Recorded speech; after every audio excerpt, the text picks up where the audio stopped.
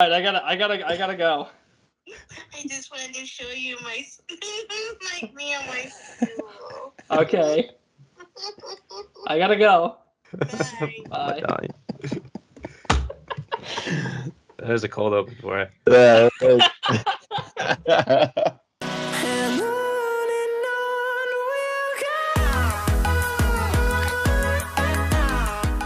Welcome to another episode of Boom or Bust, the draft show. Max Chadwick alongside Nick Merriam and Donny Clemons. So we're going to start our positional rankings now. Our top 10 quarterbacks in the 2022 NFL draft following the NFL Combine. Before we start the video, please like and subscribe to the channel. Turn on notifications. Of course, be sure to follow our Twitter, Instagram, TikTok at Boom or Bust Draft. We're on YouTube, anywhere you get your podcast. So rate us 5 stars as well. Check out the merch store. So how we did this, it's a little bit different than our regular big boards. When our big boards, we just make obviously a top 200 or whatever and combine that and then make our positional rankings off of that. This, we didn't have time to make a massive big board update. So we ranked our top 10 quarterbacks and made a consensus based off that positional ranking, which is how we're going to do this. And one of us is going to talk about each quarterback. So I'll start us off with the number 10 quarterback on our list. That is Kaleb Eleby from Western Michigan. Now, I like this guy a little bit. He's a bit undersized, 6'1", 210 pounds, but I think he's got a pretty good arm for his size as well. He's able to throw from a variety of bases with touch and power. He's got a pretty quick throwing motion, good release, and he was awesome last year. Kaleb Eleby was one of the best quarterbacks in the country last year, but he took a noticeable step back this year. Dwayne Eskridge left. I know he still had Sky Moore, but still not having Dwayne Eskridge could have hurt him a little bit. He really doesn't add much as a runner. I think his footwork is a little inconsistent, which leads him to some accuracy issues at times. He doesn't really handle pressure at all very well. He converts pressure to sacks at an alarmingly high rate, holds onto the ball too long, makes some head-scratching decisions. So I think overall he's a project quarterback who doesn't have the best traits, but at the very least could be a backup in the NFL. My comp for him, I actually came up with Trace McSorley. I see a lot of the same similarities between him and Kaleb Eleby. I think he's a late day 3 pick. So, Donnie, let's go to our number 9 quarterback. So at number 9, we have Jack Coan, the quarterback from Notre Dame. He's not very good, but I think he's also the definition of a backup quarterback. Like, he doesn't have the arm strength here. He doesn't have any mobility. He doesn't have any type of improvisation, but you know what he does have? He has good footwork. He has decent accuracy. He goes through his progressions very, very well. I think he knows when to put touch and when he also knows when he needs to zip the ball.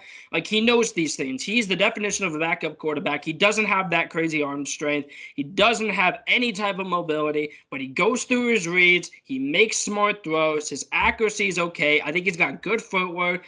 I think he knows where his guys are, which means he will be able to learn a playbook very well. There's nothing else to say. He is the definition of a backup quarterback. So just a guy who you can just throw in for like a game or two and just be the definition of a game manager. Like if a team like Seattle or a team like, I don't know, the Chiefs or something like that with an elite quarterback, they just want to grab a guy in case their starter gets hurt for a couple games, throw him in for a couple games, and he'll be okay. But he's never going to be a true starter down the line. But there's also roles like that where you need these backup quarterbacks. Yep. Like Arizona, for a perfect example, needed a backup quarterback because, Kyler's spectacular. Kyler Murray is spectacular. He gets hurt every now and then. And you need to throw in a guy who can go in for a couple games and be okay. And that's what Colt McCoy did. Had a really good game against the Niners because they made the game plan very simple for him. And then against Carolina, he was terrible because they tried to expand it a little bit and it just didn't work out. And then they kind of dumbed it down a little bit again. And he was good against Seattle and he went 2-1. And then obviously Kyler came back from his ankle sprain. So those are the kind of guys that you want in an NFL locker room. So he's going to get drafted. I promise you that. Because at the end of the day, this quarterback class sucks, man. Like, this quarterback class just isn't good. Like, before we started recording, we all have a different QB10 because we all just kind of like, yeah, none of these guys are really good, but this is a type of guy that you want on your team. I think he's good in the locker room from what I can tell from interviews. I think he's smart. I think he makes good reads, and that's what you need in the backup. I didn't really have a comp, so I guess for the comp, just put backup quarterback. That's fair. Our number 8 guy is Bailey Zappe. I'm a little surprised, actually. He comes in at 8. I'm high man on him. I have him as QB7. And actually, the gap between him and Carson Strong for me is closer than for my gap between Carson Strong and my QB5, Desmond Ritter. I was pleasantly surprised from Zappe's tape. Initially, when I first had checked him out at the beginning kind of my tape process right after the college season ended, the one thing that stood out to me is I heard a lot his arm. And, we have a kid at Syracuse who was a big fan of him. It was, raving about his ability. And the first thing I noticed is his arm is really not that good. He throws a lot of touch balls. It puts a lot of air under them. Now, to be fair, though, he's pretty good at weaving balls through traffic downfield with touch, getting it up and over defenders. And he really, really excels at leading receivers to space. It was a bit of a collegey offense, but one that threw the ball a lot at Western Kentucky. They would give him half-field reads, and they'd be forced to make a lot of downfield throws. He's a guy that I won't be afraid of pushing the ball down the field the next level, which as a backup quarterback or a guy that you're trying to develop with your team like Minnesota or Cleveland, who I think in the round 3 will be, or maybe the Giants will be looking at this type of player. He's an interesting developmental piece because of his, willingness to push the ball downfield. Although he lacks differentiation in throws, I don't think he has much of a laser. And doesn't go through like amazing progressions. I think his ability to process routes before they fully develop is pretty good for a guy who we're talking about at the end of day 2, probably. I think he pretty clearly favors throwing the ball to the left side of the field, which is also something that is a bit of a red flag for me going to the NFL. Mechanics aren't bad, which he could develop a little more power from his legs. It's a lot of upper body power from him. He's not much of an improviser, but he set production-wise, he set records at Western Kentucky. He broke Joe Burrow's touchdown passes record in college, and obviously the competition matters.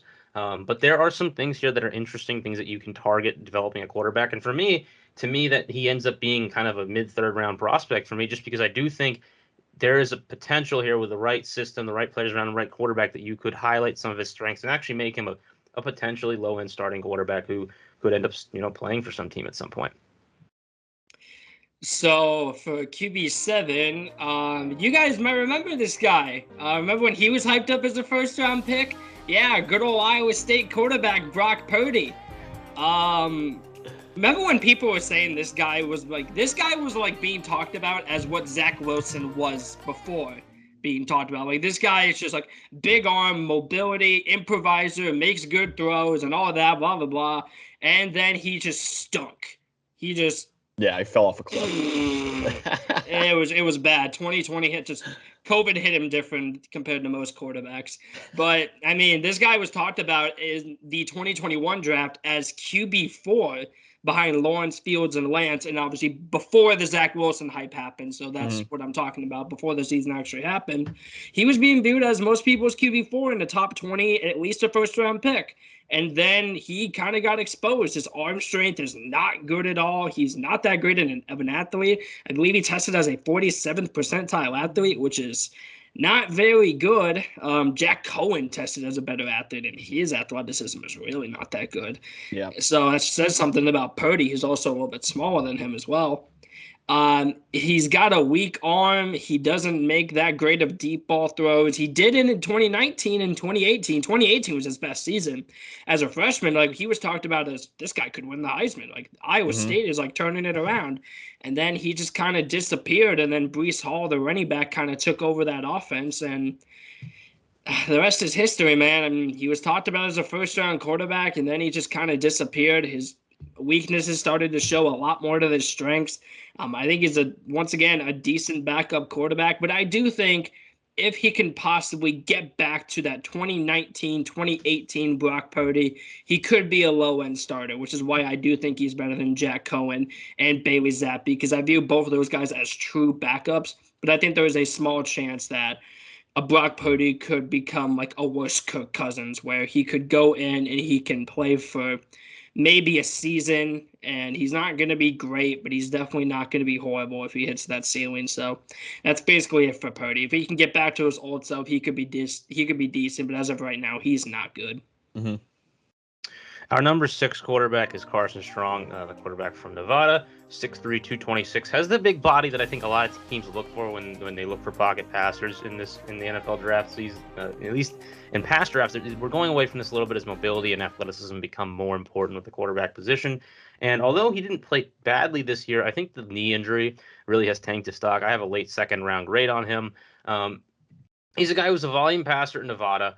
Has a pretty good arm, not a fantastic arm in my opinion, but I think he is in like that second tier of good arms if he goes in the NFL, where he can kind of change up his arm angles a little bit. But mostly, actually, I believe he is more of a touch passer than a power passer, because although his power throws are good, he's less accurate, I think, when he does throw with power. And he, does a good job, in my opinion, of leading receivers to space, similar to Bailey Zappe. He's a little bit thin. I think 226 though is a good weight. I don't know if he's going to add a lot more than that. He really didn't play on a great off. I know they had Romeo Dubs. I don't know Cole how Turner. much I love Romeo Dubs and Cole Turner. Like, they're fine. Like, he really made that Nevada team better. And I think that's something that we really looked at with quarterbacks the past few years, is if you elevate a team that's not great, it matters. And Carson Strong did do that. And that's something that is intriguing, I think, as a developmental prospect. The big discussion for him is going to be the knee injury, because I think if he wasn't dealing with it, we'd probably be talking about him as a top 40 player in this draft, potentially. And I don't think he is maybe a first-round pick, potentially. As someone who's gone through similar injury, I can tell you, when you tear your ACL, you always destroy your meniscus to a certain extent. If you tear your meniscus a certain amount, which is what happened with his knee, it got more torn up. I've also had it more torn up. I've had, by the way, I don't know if I said this earlier, I've had a very similar thing has happened with my knee. I just haven't had the repair surgery that he's had. Your meniscus gets destroyed to a point where it can no longer kind of deal with the compacting of the bones, right? And so slowly it degenerates. And that's why when you hear people say degenerative knee issue, his meniscus is slowly falling apart because it can't take the pressure of the bones going against each other, and it's worn away. And eventually what happens is when the meniscus wears away, the bone starts to wear away. That's how arthritis begins. And at the age of 21, however old he is, I actually don't know, not great. You don't want to be dealing with that. Yeah. And so what they can do is they can take an artificial meniscus and put that in your knee, which is what they did do with him. I have not had that. I'm not trying to play in the NFL, so I don't really care. I just run a lot. You can do that, and it helps, but, knee surgery is repeating over and over. Eventually, you have some nerve damage that comes from surgery. Surgery there's never, a single surgery that doesn't have some sort of downside. Cutting into the body is generally not a great thing. They try to avoid it at all costs. And now he's got an artificial meniscus, which is, it's fine. But if you get injured again, you're in a spot where it's like, okay, what do we do? Because you've already messed up one artificial meniscus, got to get another one. Your knee's kind of worn away a little bit. It's scary, and this is what's going to keep teams away from him. I think it's what ultimately is going to drop him out of the top 50 picks. Maybe day two. I don't know that it's as bad as people are making it out to be, but it has certainly limited his mobility, and it's certainly limited. This type of injury makes you slower. It makes you can't move your knee as well. You can't feel as well because of that nerve damage that we talked about earlier. And I think he's gotten smarter. I think there's different types of QB mobility. I think he's kind of got some of that Tom Brady-esque ability to move, right after you catch a snap, know where the best edge rusher is, take a step away from him so that he's not, as close to you, pocket mobility to manage avoiding hits. But at the end of the day, like, he's a good, not great quarterback prospect as well. And that's going to push, a good quarterback prospect that's not great, that has a knee issue, teams aren't going to necessarily fall in love with that. But there's something there, and I think somebody, maybe like an Atlanta at 58, will be interested in picking him up, put him under like a Matt Ryan, see what he can turn into. And there is potential that this guy in the right offense can be, in a West Coast offense, can be a rhythm thrower and a guy that produces as a pocket passer at the next level. Yeah, I actually just looked it up. He has osteochondritis dissecans, which is apparently a joint condition where the bone underneath the cartilage of a joint dies due to lack of blood flow. Yeah, so that's ouch. the worst. That is the worst possible outcome of not having that meniscus. When it degenerates, the bone eventually, when it wears, like, the bone tissue dies, right? And at some point, enough bone tissue dies that the blood flow doesn't come to it, and then you have to, like, you can remove bone and put something else in. But that That is Ouch. not good. So he's already gotten beyond the point of his meniscus is worn away and it's concerned. He's now his bone's wearing away. Yeah, well, I mean, they said it's possibly career threatening too. It's like this is a guy like we could talk about like never seeing a snap in the NFL just because it can get never. really bad. Look, you come for the on-field analysis, stay for Nick's medical analysis. That was actually great. That was great. Actually, That was fantastic. I learned a Welcome. lot from that. I really appreciate Nick tearing his I was like ACL so he could learn enjoying that. Like I was sitting here and like enjoying that. I was like, man, that is like really interesting. Yeah. Wow. Everyone thank Nick for tearing his ACL and knowing everything about knee injuries. All right. So our number 5 quarterback is, you talk about the combine and quarterbacks. You got to talk about this guy. Desmond Ritter put on a show at the combine. He's an elite athlete. He ran a 4.49 at the combine to go along with a 10-foot, 7-inch broad jump, which is one of the best broad jumps we've ever seen a quarterback have. 36-inch vertical. Those are all elite measurables. Overall, 96th percentile athlete at quarterback. Now, on the field, he's got a pro-ready processing ability. Like, you can make the argument, I probably wouldn't, I would probably say Kenny Pickett. You can make the argument Desmond Ritter is probably the most pro-ready quarterback in this draft, just because that processing ability is really good. Cincinnati really relied on him to make quick decisions. That offensive line was not great, and quick decisions to the right place. Desmond Ritter did that at a very, very high level. Now, he improved every year of his career, too. Like, this is a guy who the intangibles I keep saying are overrated, but like Desmond Ritter, all I've been hearing about him is that like this guy has the work ethic and the character that you want at quarterback. Like this guy refuses to get worse. Every year he's gotten better and better. He's improved at a lot of things. The one area where he hasn't really improved that much, he did a little bit this year, but still I'm very concerned about it, is his accuracy. And that's consistently been an issue for him his entire career. It's still not there. And likely it'll never be there because this is a guy who's a very technically refined passer. It's not like he can fix his footwork or anything like that, and it'll be magically fixed. Like Desmond Ritter, he's just probably not going to be a very accurate quarterback. His arm strength, I think, is good, not elite. And the other issue I had, too, is like this guy's a freak athlete, but he's kind of a pocket passer first. Like I kind of want to – when I saw him run a 4.49, I was like, this guy should be using that a lot more. And I think you can use that a lot more in the NFL. So he could stand to add some more running to his game. Throwing motion is a bit long for me. Overall, I have him as an early second-round pick. I think his athleticism and his work ethic are worth betting on, but his accuracy is really going to hold him back from being elite. I think, Nick, you came up with this comp first, and I love it so much. The Marcus Mariota comp for Desmond Ritter, I love. And Mariota ran a lot more, but I think that's what Ritter should do in the NFL. He didn't really do it much in Cincinnati, but when he did do it, you saw the athleticism. So I think an offense that trusts him to go through progressions quick and lets him run, I think that would suit him really well. So let's go to our top 4 quarterbacks now. Before we get to them, though, I just want to let everyone know, every single one of these top 4 quarterbacks, we have an entire scouting report video on. So go check this out if you want in-depth knowledge on these. But we're just going to do quick hits on these guys. So let's go to our number 4 guy, Kenny Pickett. Yeah, and just really quick on the Ritter and the Mariota comp thing. I think the big difference that's going to be a little bit tricky is that Ritter is built like a kind of thin-framed quarterback, where Mariota was more built like a running back, and that's that's something that concerns me a little bit. But anyways, moving on. Pickett, we talked about in the other video. You can check that out. Derek Carr comp just continues to look more and more correct. I mean, the guy is a sneaky athlete, ran the 4.7 340, which is actually really good for a quarterback. Remember when I compared him to Drew Lock? Well, I've seen that comp other places too as well. I think if you don't like him as much, it's like a fine comp. But I think he's your pro-ready quarterback. This guy's arm isn't excellent. He's a above average athlete. He's not going to do a whole lot outside the pocket, but put him in a West Coast offense. Tell him make the right throw, be accurate. Don't necessarily flash your arm down all the time and make amazing throws downfield, but can make throws downfield and is accurate downfield and will give you that upside in terms of need you to make a play, do that. I think Pickett is just in that next vein of the Cousins, Carr, Baker quarterback who gives your offense a high floor because he will make the right decision, because he will deliver the ball to where it needs to be, because he's a smart, accurate player. I think there's a lot of games on his tape. We talked about that Syracuse game I was at where Syracuse runs a really tricky 3-3-5 cover scheme. They'll kind of move things around, make it tough. He struggled early in that game, and at some point you just saw it click. He started understanding how to deal with the coverages, and he was making the correct throws, and all of a sudden a game that was really Syracuse was controlling, it became a blowout because Pickett just started making the right throws. Now, I know the thing is, and we're showing off in this video a little bit, I got props for you. I know the thing is the hand size is the 8.5 inches thing. So I have 7.5-inch hands, right? I'm not 6'3", 217, which is another thing, by the way, I should mention. Big body, teams like that. He's got one of the bigger bodies for a quarterback in this class. People are going to be concerned about the hand size thing. He's going to wear gloves.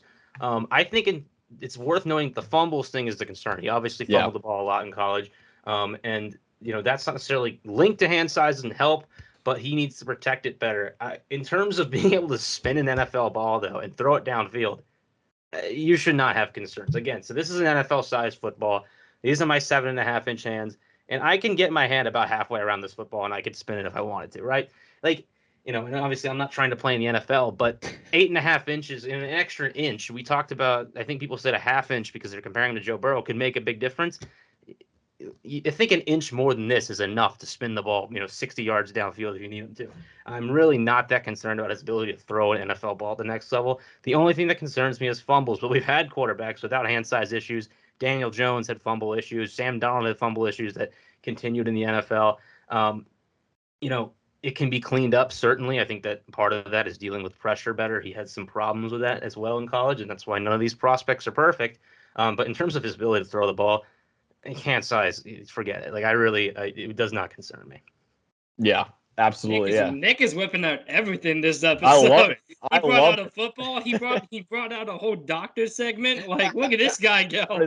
Football is MD for this video. The Kenny Pickett. I love his quote too. I think he told part of my take. He was like, man, if I spin a 45-yard rope, they're not gonna say it was from a small hand. Mm-hmm. Like, and he did that at times at Pitt. Number 3, the guy who actually is my QB1 is Sam Howell, the quarterback from UNC. We mentioned it all before. Like, this guy's just got an absolute cannon of an arm, one of the strongest, I think, in this class. He's been very accurate over the course of his career, too. Very good in the pocket. He manipulates the pocket really well. And he's been a 3-year starter and really good all 3 years. And he lost a lot of guys this year, which is why you can explain why, maybe he took a step back as a passer, but as a runner, he was a phenomenal runner this year. And he really showed off that he can be a true rushing threat in the NFL. Now, the issues, pocket presence is sometimes a mess. He really holds the ball for a very long time, converts pressure to sack a lot. He plays a lot of hero ball, makes some horrible decisions at times. The UNC offense is very college-y. Doesn't really go through his progressions either. Like, if his initial read was not open, he was taking off. And a lot was just, if Josh Downs wasn't open, Sam Howell was going. That was basically the entire UNC offense last year. I think he's got the second best physical tools, though, in this draft behind Malik Willis. I think I would take him in the top 10. He's a quarterback that I'd bet on the most. I think he's got a high enough floor because, he took a little step back as a passer after losing so many weapons, but he became a really good runner. Like, this guy just figures it out. He figures out how to play elite football. Where if he's not a great passer, I'll become a great runner. If he's not a great runner, he'll be a great passer. So I think he's really figured it out a lot. Dak Prescott was the comp I had for him as runners, and I think they're a similar size and pretty good deep balls as well. So Sam Howell, I would take him in the top 10. I understand that's a massive risk for a lot of other people, but I am willing to go out on a limb here and say that he is my QB1, and I like him a lot more than a lot of people do. So QB2 now, my QB1, but I'm going to be honest, it might change pretty soon. Matt Corral. I've been in love with this guy for a while. Ever since the preseason process, he was my QB4 behind the top 2 and then also Malik. But then again, I had Malik QB1, but yeah, I guess that aged well. But anyway, Malik might be my QB1 in about a month. He might be like, he killed it at the combine. He killed it during interviews. You could just tell he wants to be coached, which was my one concern, and it's everyone's concern. Like, he's a project, so it may not work out, and that's concerning. But he wants to be coached up, so he'll probably end up being my QB1. But as of right now, my QB1 is Matt Corral still. The medicals concern me. He wasn't able to participate at the combine, or at least do the workout, just because of that injury he had against Baylor, right? Yep. Okay, I always forget if it's either Baylor or Oklahoma. It's Baylor. Okay, it's Baylor. But I think, I don't know, there's not much to say, man. Like, he plays in an RPO offense. I think he's got good accuracy. His deep ball is inconsistent. He's got a good release. He's got good mechanics. His arm strength is a little overrated because I think a lot of people think he has a stronger arm than Sam Howell, which I disagree with. I think it's closer than maybe like Max thinks, but I think Sam Howell definitely has a stronger arm. So everybody stop overrating Matt Corral's arm. It's good, it's not great. So that's basically it. He's got a good release. He's got good footwork. He knows where his guys are open. And yeah, you can say, oh, well, he plays in an RBO offense, but you can also say, hey, he didn't have anybody on his team this year, and this was his best year yet. So that's a plus. Like he lost DK Metcalf and AJ Brown, and he got better. And then he lost Elijah Moore, who was the best slot receiver in the country last year. And guess what? He had his best season yet, and there wasn't really anybody around him. And he was kind of asked to carry that offense to being a top 10 team in college football, and that's what he did. So yeah, I still think Corral is QB1. I'm still in love with him. I think he has the ceiling of a top 8, maybe a top 10 quarterback in the NFL. But at the end of the day, ask me in a month, and Malik Willis might be my QB1. But for now, I think it is Corral. He could run too, like Howell too. Like yeah, Corral he can is run. A really good runner. I think he's a better runner than Howell. I know Max disagrees, but I think he's more athletic. I think he's faster. The only issue is just he didn't slide last year, but he did in previous years, and maybe that was a Lane Kiffin. I blanked. What was I saying? Lane Kiffin. Yeah. Lane Kiffin is an interesting coach. I don't know if you guys remember that sentence he said when he was playing Alabama. He said, "Get your popcorn ready." Yep. And then they go out there and just get it was not you good. You shouldn't say that when you play Alabama. But and also another thing real quick, he was fine against Alabama. He wasn't great, but he was fine. Like I didn't think he played bad. And same with Ritter. Like I didn't think he was horrible. I mean, what do you want him to do? He had nobody around him. Yep. Like his offensive line stunk. His wide receivers outside of Alex stink. Like, what do you want from him? Like, it's the defense that carried that team so far. And Alabama feared it, which is why they never threw the ball. Like, I don't know what you want Desmond to do. Like, yeah, go ahead and throw for 3 touchdowns, 400 yards with no weapons against Alabama. Like, give the kid a break. My favorite Lane Kiffin quote besides the popcorn was also he's like, the reporter asked him, "Do you think you have a shot today against Alabama?" And he's like, "Yeah." And she was like, "Why?" He's like, "We have Matt Corral." And I was like, hell yeah, dude. I was like, that is awesome. I love that. So, yeah, Matt Corral's the guy. He's a great leader, too, I've heard. Great leader. Yeah, off fields for him checked out. And, you talked about the Ritter and Corral thing with Bama. Both guys throwing through some great downfield balls in that game that were dropped. I just want to point that out. It's tough. They did not get a lot of help. My new QB1. I'm sorry I had to move off of Corral. It's tough. Corral is going the way of Rondale for me this year in terms of, you loved Rondale either way. I still had Rondale as a first-round grade. I'm still going to have a first-round grade on Corral. It's just the draft process for both those guys with injury has been limited, and it's tough for teams to really solidify them as top picks and me as well as a scout, when I just haven't seen the guy do anything outside of his games since the season ended. I'm sure the interviews went well because, like we said, I think he has the leadership qualities are great. But in terms of the pre-draft process, the guy who continues to kill it for me is Malik Willis, and he is now my quarterback 1 because of it. Let's compare him to 2 other guys who I think we compared him to a lot in this process, which are Josh Allen and Trey Lance. And I think it's important distinction to make that with Josh Allen, the guy was a basketball player. He grew up in an area where there wasn't a lot of great coaching. He went to school at Wyoming. They're not developing a bunch of NFL talent. He didn't have real quarterback coaching, until he got to the NFL. So there was a lot of development there that Malik Willis has already had, and he hasn't fully developed yet, even with it. So he's not quite in that vein of he hasn't been able to refine his mechanics. I think when Josh Allen worked with Jordan Palmer, Jordan Palmer's his QB coach, right? Yeah, I believe so. Yeah. So yeah, when he worked with Jordan Palmer, there's a legitimate chance that those mechanics that fix his accuracy were mechanics that he legitimately had not been taught before at age 23 or whatever, and at year 4 in the NFL. It was new to him. Malik Willis has almost certainly had that type of coaching, and still there's some accuracy concerns. But that being said, I think his arm talent in the NFL will be up there with the Herberts, Josh Allen's, Patrick Mahomes. I believe it is top-notch arm talent. Now, the reason I'm willing to now put him up this high in the draft is the mobility, because I think, with Trey Lance, we talked about production. He was one of the best players in college.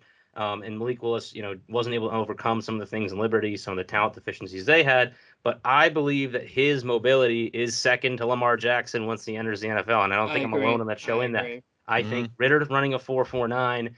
I wouldn't be shocked if Willis ran a 4.43. He is that fast, and I think he is twitchy outside of that. I think shiftiness and his, he's rocked up. He's 6'1", 219. Like, he's built like a running back. Like, this guy can run through people. I don't think he's going to need to do that as much because he is shifty as hell, to be quite frank. Like, this guy will be able to make it work. Like, he quite frankly, when he enters the NFL, make it simple, have him run the ball, high floor as a quarterback immediately if you do that, and then we'll see what the downfield passing develops. And I think when we get to the draft, we were talking about this before the video. I think there's going to be a mad dash to go up in this draft and get this guy because I think physically it's intriguing what he is. And I, the interviews and with the teams, obviously, I mean, everything for him is looking great. I've got some connect. I'm from Virginia. I've talked to people in the area about, even before the year even started, about what type of kid he is, and everything I've heard from the beginning of the year to now. This guy's all football. It's all he does. He's, a fitness freak. He's, a great leader. He's going to be in that, the locker room, first guy in, last guy out, and people are going to want to go to war for this guy. And I think that coaches are going to fall in love with him. And I'm beginning to really like what I'm seeing from him as well because of that. Yeah, Malik Willis has had a really good pre-draft process. He also was probably the best quarterback in the Senior Bowl too, and everyone went to the Senior Bowl this year. All right, that's what we got for our top 10 quarterbacks in the 2022 NFL Draft. We're going to continue this positional series, so make sure you subscribe below and follow us on Twitter, Instagram. TikTok's been doing really well as well at Boomer Bust Draft. And follow, and of course subscribe and rate us 5 stars on Apple, Google, Spotify, whatever, and check out the merch store. So for Nick, Merriam, and Donny Clemons, I'm Max Chadwick. Have a great night.